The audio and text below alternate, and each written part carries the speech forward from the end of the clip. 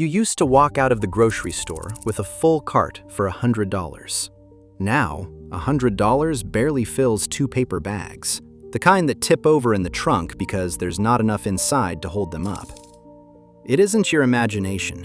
One of these 10 everyday foods got cheaper to make this year. The raw cost fell hard, and the price you pay still went up. I'll show you which one and why. Because somewhere in the last few years, the most ordinary things in your kitchen quietly turned into luxuries. Not steak, not lobster. Eggs, ground beef, a can of soup. The food that was never supposed to be fancy. Let's start. Number 10, olive oil. For 20 years, doctors told everyone to put down the butter and reach for olive oil instead. Better for your heart. So you did. You kept a green bottle by the stove and poured without thinking. Now, it's $15, $20 a bottle, and you measure it out by the drop. Drought in Spain wrecked the crop, taxes piled onto the imports, and when the wholesale costs started to ease, shoppers didn't always see that relief right away at the shelf. Eating healthy was never supposed to be only for the well-off. Number 9. Chocolate. Remember the one I told you about? Cheaper to make, but you pay more? This is it. The little treat at the end of a long week. A candy bar you toss on the belt for $1. A bag of chips for cookies with the grandkids on a Sunday afternoon. Now that bag of chocolate chips rings up over $5. The candy bar feels thinner in your hand, and some of your old favorites just don't taste quite like you remember. And this is where a lot of shoppers started to feel taken. A couple of years ago, the world price of cocoa shot up to record highs. Disease and bad weather wrecked the crops in West Africa, where most of the world's cocoa grows. Prices went through the roof. Then the cocoa price fell, hard, down off those record highs. So your chocolate got cheaper, right? It did not. The big makers had already bought their cocoa months earlier, back when it was expensive, and retail prices don't drop the moment the market does. To protect their profit, some shrank the bars and leaned on cheaper ingredients in place of real cocoa. That's why a few labels don't even say chocolate anymore. They say chocolate-flavored coating. Read one sometime. It's right there in the small print. It was one of the few small comforts you could still afford. Even that got smaller. And chocolate isn't even the worst of it. The next one? The makers didn't just change the recipe. They took the food right out of the package and hoped you wouldn't weigh it. Number 8. Bacon. Buying bacon used to be simple. You grabbed a 1-pound pack, threw it in the pan, and you had enough for the whole table. Now you pick up that same familiar package and it feels light, a little flimsy. So you flip it over and squint at the corner. 12 ounces, not 16. Some familiar bacon packages now come in 12-ounce sizes instead of the old 1-pound pack. It makes the shelf price look a little less painful, while the price per pound does the real damage. Bacon's close to $7 a pound now, and still climbing. There are also newer rules on how breeding pigs have to be housed that pushed costs up, especially out in California. But forget the rules and the costs for a second. A family sits down for Saturday breakfast, and suddenly there aren't enough slices to go around. So you buy 2 packages. And just like that, your weekend breakfast costs double. They didn't just raise the price. The sticker price stays just low enough not to scare you. The missing 4 ounces do the rest. Number 7. Orange juice. There was a time a glass of orange juice sat next to the toast and eggs every single morning. You bought that little frozen tube, mixed it in a plastic pitcher with a wooden spoon, and that was the ritual. Cheap, healthy, normal. Now, that same little can is pushing $5, and orange juice has quietly become a weekend treat instead of a daily one. The reason is hard to hear, and it's been building for years. A disease called citrus greening has been killing Florida's orange trees for over a decade. There's no cure. The trees slowly starve from the inside.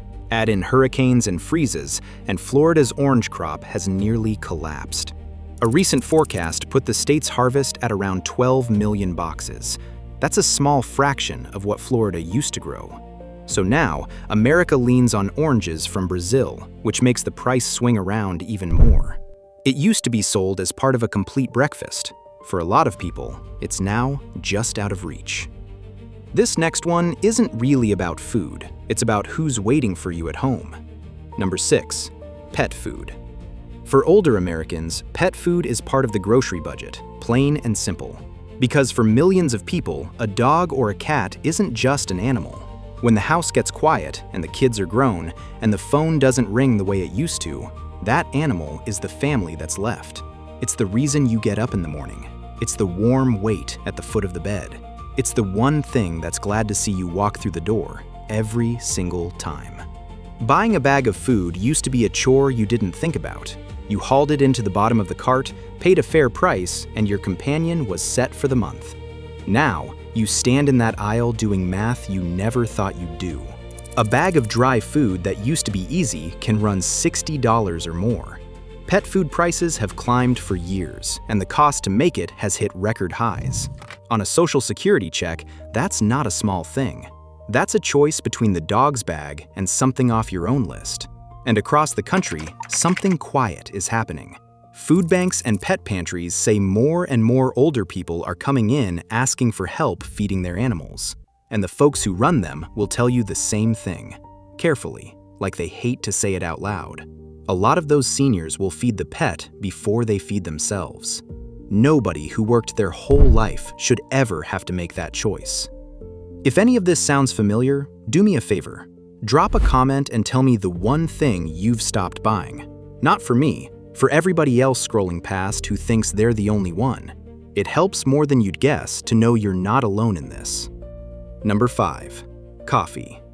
For a lot of you, coffee isn't a fancy cafe drink. It's the first thing you do in the morning. A big plastic tub of grounds sat in the cabinet like part of the plumbing. You brewed a whole pot. You poured it freely. You offered a cup to anyone who came through the door. Now, you stand in that aisle and look at the same tub you've bought for 30 years. Almost $10 a pound. The price jumped about a third in a single year. People who track this say it's the steepest run-up in coffee prices since they started keeping records back in 1980. Almost all our coffee is grown in other countries, so we feel every shock. Droughts, crop disease, bad harvests, and new import taxes stacked on top. Coffee was supposed to be the affordable comfort, the thing that made the morning feel normal before the workday started. A 3-pound can sat in the cabinet, lasted for weeks, and nobody treated it like something precious. Now, that same morning ritual makes people stop in the aisle and check the price twice. Number 4, canned soup. This was always the meal of last resort. When the budget ran out at the end of the month, you could count on a heavy can of vegetable beef or chicken noodle for about $1. It filled you up. It asked nothing of you. Now that can costs over $3. And here's the part you can actually feel. Pick one up. It's lighter in your hand than you remember. Pour it in the pot and the broth runs thin. You go looking for the meat and the vegetables, and there's less of both than there used to be. The label out front still looks exactly the same. The can's the same size. But more and more shoppers are turning them over, reading the fine print, and noticing that cheaper fillers have moved up the ingredient list, closer to the top, where the real food used to sit. It's enough to keep the price just under that $4 line you won't cross, while what's actually inside the can gets a little thinner every year. Canned soup was the backup plan when times got hard. So what happens to people when they can't even afford the backup plan? Number 3, breakfast cereal. Cereal used to feed anybody in the house in 2 minutes flat. A giant box of cornflakes or Cheerios was a nothing purchase. You didn't even check the price. Now, a name brand box pushes $7. And the boxes look narrower, don't they? They tip right over in the cart. Over just a few years, cereal prices climbed about 28%. One of the biggest makers, Kellogg, raised its prices around 12% in a single year. Then came the moment that really stung. Back in early 2024, Gary Pilnick, the head of Kellogg's cereal business, went on a national business show. People were hurting at the checkout, and his advice for struggling families? Eat cereal for dinner, to save money. That advice landed differently coming from a man earning close to $5 million a year, while shoppers were staring down $7 cereal boxes. They didn't just raise the price of a childhood breakfast, they expected you to be grateful for it. Number 2, ground beef. This is the backbone of the American dinner table. Meatloaf, spaghetti, hamburgers, chili. For generations, ground beef was the cheap, dependable way to feed a crowd. You bought the big family pack, stuck it in the freezer, and you were covered. Now, you stand at the meat case and study the price the way you used to study a prime rib. Over $6 a pound, and in plenty of stores, closer to $7, up close to 20% in a single year. A recipe that calls for 2 pounds isn't a cheap Tuesday dinner anymore. It's a decision. And this part isn't really about inflation at all. The American cattle herd has shrunk to its smallest size in about 75 years. Years of drought burned up the grazing land. Feed got too expensive, so ranchers sold off their cattle early, and the herd never built back. Ground beef was the meat people bought when steak was out of the question. Hamburgers for the family, a quick hamburger helper dinner, a pot of chili that could stretch across 2 nights. Now, even the compromise has a luxury price tag. And number 1 is the one that changed how people trust the grocery store for good. Number 1, eggs. For your whole life, eggs were the safety net. The cheapest, most reliable protein in the entire store. Easy to chew, easy to cook, good for breakfast, good for dinner on the nights there was nothing else. A dozen used to cost about $1.25, and you didn't even glance at the carton. You just dropped it in the cart and kept moving. Nobody ever stood in the egg aisle and worried. Then came the bird flu. Millions of hens had to be put down to stop it from spreading, and the price went wild. It climbed past $6 a dozen. $6 for eggs. Stores started limiting how many you could buy. Some shelves just sat empty. The one thing in that store you never had to think about turned into the thing everybody was talking about. Now, the good news. Prices have come back down off that peak. Not all the way, but a long way. The flocks recovered. But the price coming back down didn't fix the part that really changed, because now you've seen it. You watched the cheapest, most dependable food in the store turn into something you couldn't afford, almost overnight. You've seen people open the carton right there at the shelf and check each egg for a crack, careful, like it's something rare. And it shifted the way folks look at the whole place. That quiet certainty that the basics would always be there and always be cheap is gone. They were the cheapest, most reliable protein in America. Now they're the reminder of how fast that floor can drop out from under you. So here's where it all lands. If you're on a fixed income, you already know the math, because you live it. Your Social Security check went up a few percent. Coffee went up about 1/3.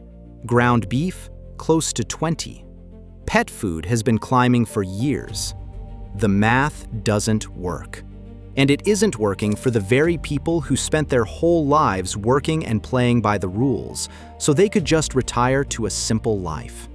You're not imagining it. You're not bad with money. The store changed. The rules changed.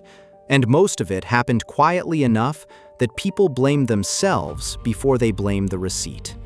None of this was steak and lobster. It was eggs, bread, a can of soup. And one item at a time, it slipped off the table. So if any of this hit home, tell me in the comments which one stung the most, or which one you've already had to give up. And tell me where you're watching from, because I read these, and it means something to see how many people are in the same boat. If this put words to what you've been feeling at the checkout, hit subscribe and stick around. We dig into where your money's really going. This is EconoNova.